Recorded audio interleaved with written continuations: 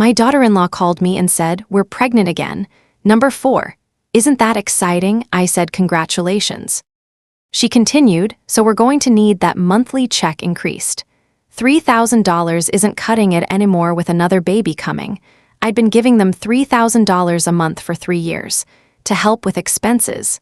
Temporary help, I'd thought. She said, "We'll need $5,000 now."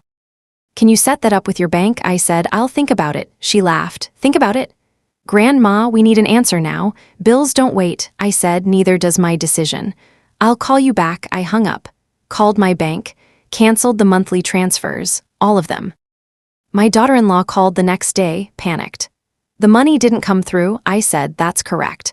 I've stopped the payments." She said, "You can't do that. We have a baby coming." I said, "You have 4 children you can't afford and you're demanding I give you more money." "That's not my responsibility." She screamed, "You're our grandmother. You owe us." I said, "I don't owe you anything. I was helping. You turned it into entitlement. We're done." She threatened to keep me from seeing my grandkids. I said, "Go ahead." She did, for 2 years. Then she called crying. They were in debt, losing their house. "Could I please help?" I said, "You told me I owed you. Sounds like you need to figure it out on your own." Hung up. They lost the house. Had to move in with her parents. Not my problem anymore. Before we continue, this fictionalized case study is based on documented cases of financial enabling within families, where voluntary help transforms into expected entitlement. According to financial counselors specializing in family dynamics, approximately 60% of parents who provide recurring financial support to adult children report that the temporary help becomes permanent dependency, often accompanied by demands for increased amounts. This examines your legal right to stop voluntary financial support, how to recognize when help has become enabling, and how to protect yourself from manipulation. Now let me tell you my story. It was a Tuesday morning in Charlotte, and I was having my coffee when my phone rang. My daughter-in-law Brittany's name appeared on the screen. "I'm Gloria Henderson, 68 years old, retired school administrator, widow. I live comfortably on my pension and Social Security." "Not wealthy but secure," I answered. "Hello, Brittany." "Gloria, guess what?" Her voice was bright, excited. "We're pregnant again." My heart sank. "Oh, congratulations. Number 4, can you believe it? We're so excited." I tried to sound enthusiastic. That's wonderful," but my mind was racing. Marcus and Brittany already had 3 children, ages 8, 6, and 4. They struggled financially with 3. How would they manage 4? "So," Brittany continued, her tone shifting slightly, "we're going to need to talk about money." "Here it comes," I thought. "What about money?" "That monthly check you send us, $3,000. It's not going to cut it anymore with another baby coming. Diapers, formula, medical bills. Everything's more expensive now." I'd been sending them $3,000 a month for 3 years, started when their 3rd child was born. "Just temporary help until we get on our feet," they'd said. That was $108,000 ago. "We're going to need $5,000 a month now," Brittany said matter-of-factly. "Can you set that up with your bank? Just increase the automatic transfer?" I sat there, stunned. This wasn't a request, it was a demand. "I'll think about it," I said. Brittany laughed, actually laughed. "Think about it? Grandma, we need an answer now. Bills don't wait. We need to know you're going to help us." Something in me snapped. "Neither does my decision," I said calmly. "I'll call you back." I hung up before she could respond. For a moment, I just sat there, phone in hand, coffee getting cold. Then I picked up the phone and called my bank. "First National Bank, how can I help you?" "I need to cancel a recurring transfer," I said. "Certainly, ma'am. May I have your account number?" I provided it. "Which transfer would you like to cancel?" $3,000 monthly to Marcus and Brittany Henderson. "Cancel it immediately." "May I ask the reason for the cancellation?" "The arrangement is ending. That's all the reason I need." There was a pause. "Let me process that for you. One moment." I waited, my heart pounding. "The recurring transfer has been canceled, Mrs. Henderson. The next scheduled payment will not process." "Thank you." I hung up and sat in my kitchen, feeling a mixture of relief and dread. Relief because I'd just saved myself $60,000 a year, nearly my entire annual income. dread because I knew what was coming next, but mostly I felt clear. Decisive, done. I'd been enabling them for 3 years, letting them make financial decisions like having a 4th child without considering whether they could actually afford it, because they knew I'd cover them. That ended today. I spent the rest of that day thinking about how I'd gotten here. 3 years ago, Marcus and Brittany had 2 children. Marcus worked as a warehouse supervisor. Brittany worked part-time in retail. They weren't wealthy, but they were managing. Then Brittany got pregnant with their 3rd child. They'd come to me concerned. "Mom, we're worried about the finances. Brittany will have to take time off work. Daycare for 3 kids is expensive. Could you help us out, just temporarily, until we get our feet under us?" I'd wanted to help. They're my family. I love my son. I wanted to support him, so I'd agreed to send them $2,000 a month for 6 months. 6 months became a year. The payments increased. "The kids are growing, Mom. Everything costs more." 2,000 became 3,000. 1 year became 2 years, then 3. And the nature of the help changed. First year, "Thank you so much, Mom. This is such a lifeline. We're so grateful." Second year, "Did you send this month's check yet? We're trying to pay bills." Third year, "The money's late. We have bills due. Now we need more." 5,000. Set it up immediately. The gratitude had disappeared entirely, replaced by expectation, entitlement. I'd given them $108,000 over 3 years, and apparently that wasn't enough. They wanted more. No, they demanded more. And they'd decided to have a 4th child, presumably assuming I'd just keep increasing the payments to cover their expanding family. I realized something painful but necessary. I wasn't helping them. I was enabling them to avoid the consequences of their financial choices. That had to stop. The next morning was the 1st of the month, when the transfer usually processed. My phone rang at 9 a.m. sharp. Brittany, her voice was panicked. "Gloria, the money didn't come through. I just checked our account and there's nothing there." "That's correct," I said calmly. "I've stopped the payments." "What? Why?" "Because yesterday you demanded I increase the payments to $5,000 a month, like I had no choice in the matter, like it was owed to you. We need that money. We have bills. We have 3 kids and a baby on the way. You have 4 children you apparently can't afford, Brittany, and instead of adjusting your spending or career plans, you're demanding I subsidize your life choices." Life choices. These are your grandchildren we're talking about, who are not my financial responsibility. You and Marcus are adults. Those children are your responsibility, not mine. You can't do this. We're counting on that money. We have a mortgage, car payments, credit cards. That's not my problem, Brittany. Not your problem. We're family. Family doesn't treat family like an ATM.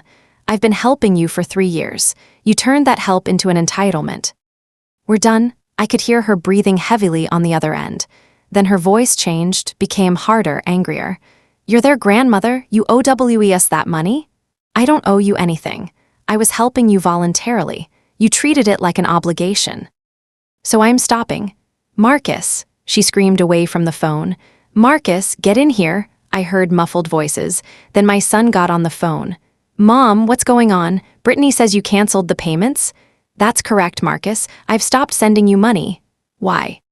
"We need that money, then get a better paying job. Brittany can work full-time. You can stop having children you can't afford. Those are your options, not my money." "Mom, please, we're your family. You can't just abandon us." "I'm not abandoning you. I love you. But loving you doesn't mean I'm obligated to fund your life. You're 36 years old. You need to support your own family." I heard him talking to Brittany in the background. Then he came back on. "Mom, we're begging you. Please don't do this." "I've made my decision, Marcus." "I'm sorry, but this is final." I hung up. My hands were shaking. My heart was pounding, but I didn't call back, didn't change my mind. For the first time in 3 years, I'd set a boundary, and I was going to hold it. Over the next few days, my phone wouldn't stop ringing. Marcus called. Brittany called. They left voicemails. "Mom, please, we need to talk about this." "Gloria, you're making a huge mistake. We need that money." "How can you do this to your own grandchildren?" I didn't answer most of the calls. When I did answer, the conversations were short. "My decision is final." Then the text messages started. From Brittany, "You're destroying this family." The kids keep asking why grandma isn't visiting. Should I tell them you abandoned them? That one hurt. But I recognized it for what it was: manipulation. She was trying to use my love for my grandchildren to force me back into giving them money. Then came the explicit threat. Brittany called one evening. I answered. "If you won't help us," she said, her voice cold, "then you won't see the kids." "Excuse me?" "You heard me. No money, no grandchildren. Your choice, Gloria." My heart broke. I loved those children. My grandson Jaden, 8 years old, who loved dinosaurs. Alia, 6, who wanted to be a dancer. Little Marcus, Jr., 4, who gave the best hugs, but I wouldn't be blackmailed. "Go ahead," I said quietly. "What?" "Withhold the children. If that's your choice, make it. I won't be manipulated." "You don't mean that?" "I absolutely mean it. You're using your children, my grandchildren, as leverage to extort money from me. That's despicable, Brittany." "Fine, then don't expect to see your grandchildren ever again." She hung up. I sat on my couch and cried. This hurt more than I could have imagined, but I wouldn't give in. Wouldn't let them use my grandchildren to control me. If I did, it would never stop. They'd know they could manipulate me anytime they wanted something. I had to hold firm, even though it was killing me. 2 years passed. 2 years of silence. 2 years of not seeing Jaden, Alia, Marcus, Jr., or the new baby, a girl named Zoe I'd never even met. Marcus and Brittany didn't call except for the occasional hostile text from Brittany. "Hope you're happy with your choice. The kids ask about you sometimes. I tell them you don't care about them anymore." I didn't respond. Brittany posted on social media occasionally. I saw the posts, pictures of the kids, updates about their lives, always with subtle digs. "Family gathering today." Small family, but the people who show up are what matters. Teaching my kids that love is about being there, not money. Some people who didn't know the situation commented supportively. Others, who knew what had really happened, said nothing. My life, without that $3,000 monthly drain, was remarkably different. I'd saved $72,000 over those 2 years. I took a trip to Atlanta to visit my sister. Something I'd been putting off because I couldn't afford it while sending Marcus and Brittany $3,000 a month. I remodeled my kitchen. The cabinets had been falling apart for years, but I'd been deferring it. Can't spend money on myself when the kids need help.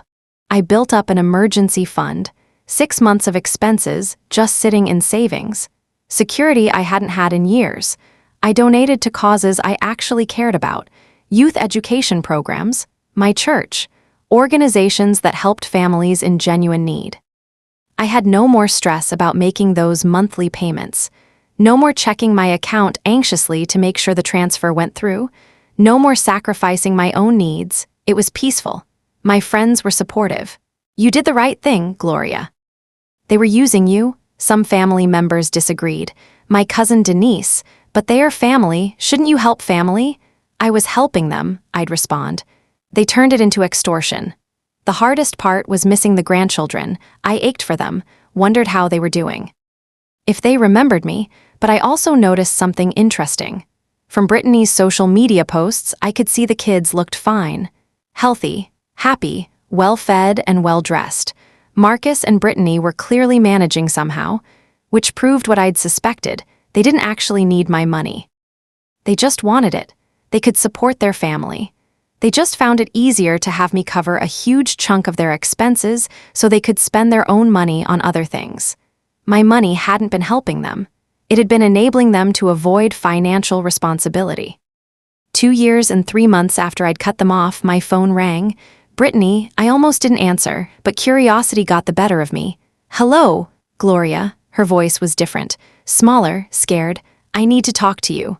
"About what?" We're in trouble." "What kind of trouble?" "Financial trouble, serious financial trouble." I said nothing, just waited. "We're behind on the mortgage, 6 months behind. The bank is foreclosing. We're going to lose the house." Still, I said nothing. "We have credit card debt. Medical bills from when Zoe was born. We can't keep up with everything." "What do you want from me, Brittany?" "We need help, please. We need money to catch up on the mortgage. $20,000 would do it. Can you help us?" I almost laughed, almost. You told me 2 years ago that I owed you money, that I had no choice but to keep sending you $5,000 a month. Then you withheld my grandchildren for 2 years as punishment, and now you want $20,000. I was wrong. I'm sorry. I shouldn't have said those things. You're not sorry, Brittany. You're desperate. There's a difference. Please, Gloria, we're going to lose everything.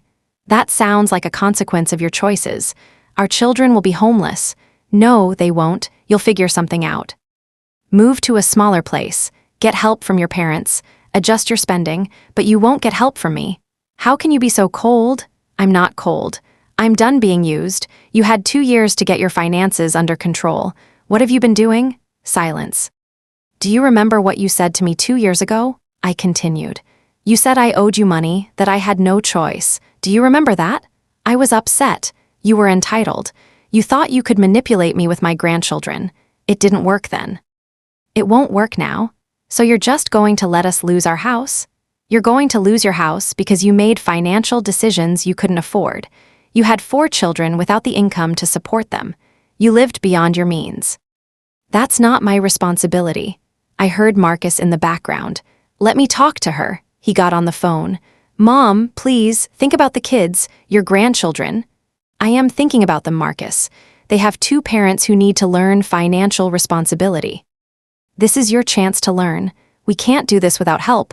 You've been without my help for 2 years. You clearly managed somehow. Barely is still managing. Figure it out, Marcus. I'm not your safety net anymore. I hung up. Over the following months, I heard through family members what happened. Marcus and Brittany lost the house. The foreclosure went through. They had to move. Ended up moving in with Brittany's parents. 5 people, Marcus, Brittany, and 3 kids, plus baby Zoe, crammed into Brittany's parents' 3-bedroom house. From what I heard, it was cramped, uncomfortable, humiliating for both Marcus and Brittany to be living with her parents at their age. Exactly what they'd been trying to avoid. Some family members blamed me. My cousin Denise, you could have helped them keep the house. You have the money. I gave them $108,000 over 3 years, I responded. That should have been enough to build savings and stability. They chose to depend on me instead of managing their own money. This is the consequence. Others supported me. My sister, they made their bed, now they're lying in it. Maybe they'll learn something. I felt no guilt. They'd lost the house because they consistently overspent, had a 4th child they couldn't afford, treated my voluntary help as an entitlement, never built emergency savings, made poor financial choices, assumed I'd always bail them out. These were natural consequences of their decisions. Not my responsibility, not my problem. 1 year after they lost the house, 3 years total since I'd cut off the money, I ran into Marcus at the grocery store.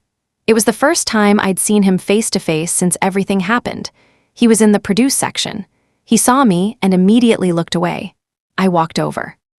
Marcus, he looked at me, didn't smile. Mom, how are you? We're managing. His voice was flat. How are the kids? Fine. I'd like to see them. I miss them. He shook his head. Brittany doesn't want that. What about what you want? He finally met my eyes. You chose money over us, Mom.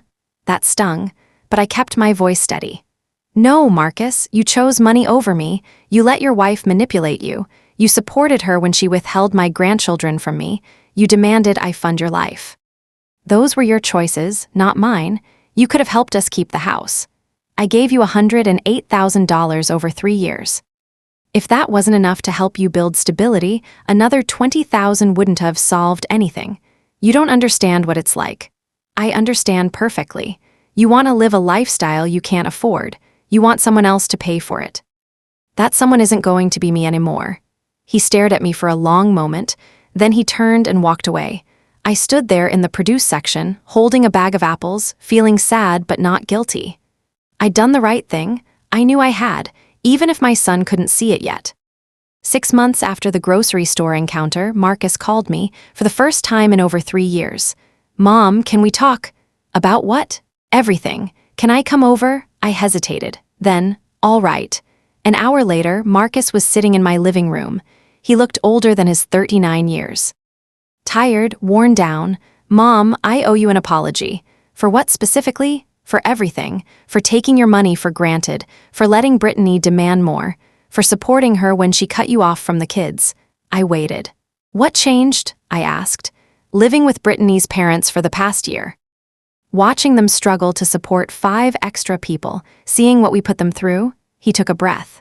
Brittany's mom told her she was selfish and entitled, that she destroyed our relationship with you over money. They've been fighting about it.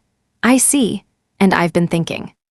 Really thinking about how much you gave us, $108,000. That's insane, Mom, and we weren't even grateful. We just demanded more. Yes. I'm sorry, I'm so sorry. I looked at my son, saw genuine remorse in his eyes. I appreciate the apology, Marcus. Can we fix this? Can we have a relationship again? What does Brittany say? She's not ready to apologize yet. She still thinks you abandoned us. Then no, we can't fix this. Not until she understands what really happened. Mom, Marcus, I'm not resuming the payments. Ever. And I'm not having a relationship with someone who thinks I owe her money and withholds my grandchildren as punishment. If Brittany can't acknowledge what she did, we have nothing to rebuild. He nodded slowly. I understand. I'll talk to her. 3 months later, Marcus called again. Mom, Brittany agreed to go to family counseling. With you, would you be willing? I thought about it carefully. Only if she's genuinely willing to work on the relationship. Not if this is manipulation to try to get money. She knows you won't give us money. That's not what this is about. I think she finally realizes she needs to take responsibility. Then yes, I'll do counseling. We scheduled sessions with Dr. Sharon Williams, a family therapist in Charlotte. The first session was tense. Brittany sat as far from me as possible, barely made eye contact. Dr. Williams was a Black woman in her 50s, calm and professional. We're here to address the rift in your family. Let's start with everyone sharing their perspective on what happened. I explained, 3 years of support, the demand for $5,000 a month, my decision to stop, Brittany's threat to withhold the grandchildren, 2 years of no contact. Marcus confirmed, everything Mom said is accurate. Brittany was defensive. We needed help. We have 4 kids. It's expensive. Dr. Williams looked at her steadily. Brittany, Gloria was giving you $3,000 a month. That's $36,000 a year for 3 years. Over $100,000. Can you see how she might feel taken advantage of? She could afford it. That's not the point. It was her money to give or not give. She chose to help you, but you treated it as an obligation, not a gift. We needed it. Did you, Doctor? Williams pulled out some paperwork. Marcus earns $55,000 a year. You work part-time making about $15,000. That's $70,000 combined. Many families support 4 children on that income. Brittany had no answer. The sessions continued over months. Slowly, very slowly, Brittany began to understand. She treated me like a bank account, not a person. She'd felt entitled to my money because I'd given it before. She'd made financial decisions assuming I'd always cover them. She'd used my grandchildren as weapons. It took 6 months of therapy before Brittany could finally say it. Gloria, I'm sorry. We were in Dr. Williams's office. Session 12. I was wrong, Brittany continued, tears in her eyes. We treated you like a bank account, not like family, not like a person. Thank you for saying that. I shouldn't have demanded more money. I shouldn't have cut you off from the kids. I was so focused on what we needed that I never thought about what it was costing you. I accept your apology, Brittany. Can we start over? Not start over. Start new. With boundaries, over the next few weeks we established clear rules, no discussions of money unless I initiated them, no requests for financial help, regular visits with the grandchildren, mutual respect, and I was absolutely clear, I will not resume the monthly payments. Ever, Brittany nodded. I understand, that's fair. A few weeks later, I saw my grandchildren for the first time in over 3 years. It was awkward at first. Jaden was 11 now, Alia was 9, Marcus Jr. was 7, and Zoe was 3, a little girl I'd never met. Grandma? Jaden asked tentatively. Why didn't we see you for so long? Your parents and I had a disagreement, I said carefully. But we're working on it now, and I'm so happy to see you. Over the following months, I rebuilt my relationship with the kids. They were good children, sweet, smart, None of this was their fault. But I maintained strict boundaries with Marcus and Brittany, no money discussions. They didn't ask, I didn't offer, and I watched them manage. They'd moved out of Brittany's parents' house into a smaller rental, 2 bedrooms for 6 people, cramped but theirs. Marcus had gotten a promotion at work. Brittany was working full-time now. They budgeted carefully, clipped coupons, shopped sales. They were doing it, supporting their family without my money, proving what I'd always suspected: they never really needed my help. They just wanted it. Today, I'm 72 years old. 4 years have passed since I cut off the payments. My relationship with Marcus and Brittany is cautious but functional. I see my grandchildren regularly. We have dinner once a month. I go to their school events. We're rebuilding. But there's no financial entanglement, no money discussions, no requests for help, and my life is good.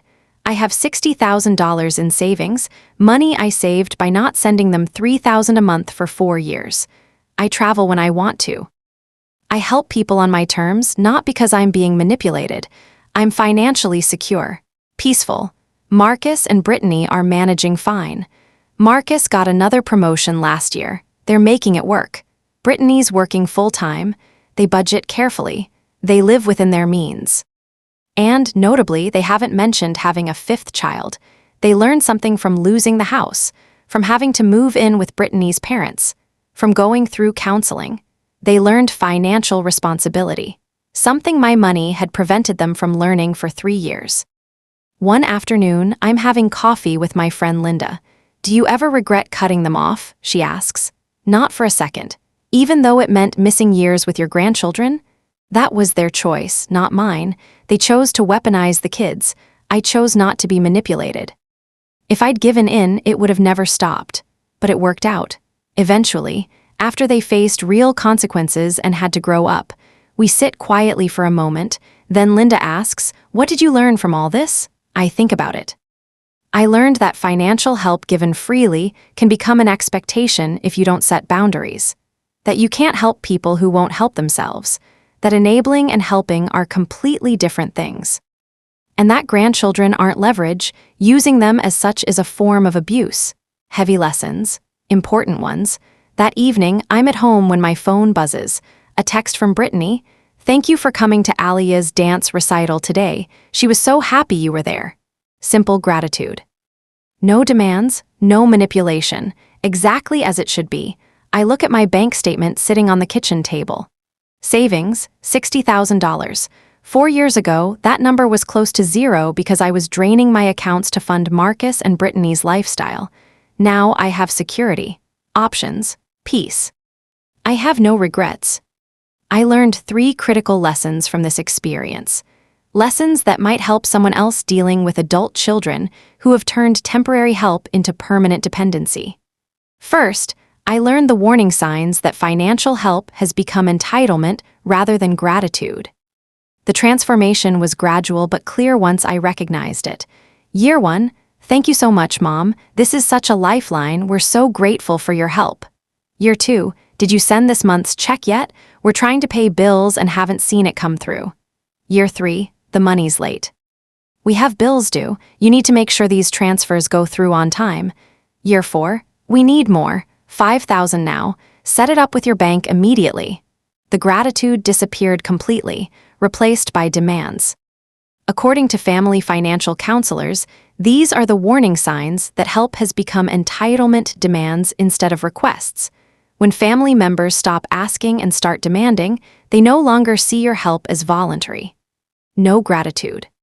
When thank yous disappear or become perfunctory, they're taking your help for granted, treating your money as theirs. Brittany said the money's late as if it was her paycheck, not my gift. That's entitlement. Making life decisions assuming your continued support. Having a 4th child while assuming I'd increase payments showed they'd built my money into their family planning. Getting angry when you can't help. Grateful people understand when help can't continue. Entitled people get furious, comparing your lifestyle to theirs. She could afford it, showed Brittany thought my financial stability obligated me to fund their choices, never reciprocating. In 3 years, they never once offered to help me with anything. The relationship was entirely one-directional. If you see these patterns, stop the financial help immediately, set a clear end date. I can help for 3 more months, then you need to be self-sufficient. Don't negotiate or extend. When they beg for just a little longer, hold firm. Don't give money in response to emergencies. Emergencies become routine when people aren't managing money responsibly. Don't feel guilty. You're not obligated to fund adult children's lifestyles. Expect backlash. Entitled people rage when the money stops. That's their problem, not yours. Second, I learned your legal right to stop voluntary financial support at any time, with no obligation to continue. When Brittany screamed, "You can't do that." After I canceled the transfers, she genuinely believed I didn't have the right to stop. She was wrong. Here's what I learned about the law regarding financial support to adult children. You have no legal obligation to support adult children financially. Unless they're disabled and dependent, adult children are legally responsible for themselves. Voluntary gifts can be stopped at any time. Even if you've been giving money for years, you can stop. There's no legal obligation to continue. Verbal promises aren't binding. Even if I'd said, "I'll help you for 5 years," that's not a legally enforceable contract for gifts. You don't need permission or a reason to stop. It's your money. You can stop giving it for any reason or no reason. Recipients have no legal claim to gifts. Marcus and Brittany had no legal right to the money. It was entirely my choice to give. Grandchildren access cannot be legally tied to money. When Brittany threatened to withhold the kids, that was manipulation. But in most states, grandparents have limited legal rights to visitation anyway. The bank confirmed this when I called to cancel the transfers. "May I ask the reason?" the representative asked. I could have said anything. Or nothing. The arrangement is ending was sufficient. They canceled it immediately because it was my account, my money, my choice. This knowledge is empowering. You're not trapped into giving money forever just because you started. Adult children's financial problems are not your legal responsibility. You can change your mind about helping at any time. Their poor planning does not create an obligation for you. You don't owe explanations or justifications. Standing firm is hard when family members are screaming that you owe them, but legally and morally, you don't. Third, I learned how to handle threats of withholding grandchildren and why giving in only makes it worse. When Brittany said, "No money, no grandchildren," my heart broke. I loved those kids desperately. The thought of not seeing them was agonizing, but I knew something critical. If I gave in to that manipulation, it would never end. Here's what I learned about this particular form of family manipulation. Using children as leverage is emotional abuse. Brittany was weaponizing my love for my grandchildren to extort money. Giving in teaches them it works. If I'd resumed payments after that threat, she'd know she could manipulate me anytime. The cycle would escalate. Next time they'd threaten something worse. The manipulation would grow. Standing firm is the only option. It's painful, but it's the only way to stop the manipulation. They eventually realized it failed. After 2 years, when they needed help desperately, they came back because the manipulation hadn't worked. The kids survived fine. Despite being cut off from me, the grandchildren were healthy and happy. They didn't suffer from my absence as much as Brittany claimed they would. When Brittany threatened to keep the kids from me, I had 2 choices: give in, resume payments, and be held hostage forever. Call her bluff and accept the pain. I chose option 2. It hurt. Those 2 years without my grandchildren were among the hardest of my life, but it was the right choice because the manipulation stopped. When it didn't work, they stopped trying it. They learned consequences. They had to face their financial problems without my safety net. The relationship could eventually heal. Once they took responsibility, we could rebuild. The kids are fine. They're not traumatized. They're thriving. If you're facing similar manipulation, don't negotiate.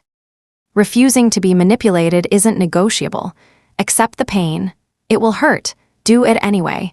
No, it's not your fault. You're not choosing money over grandchildren. You're refusing to be extorted. Trust that kids are resilient.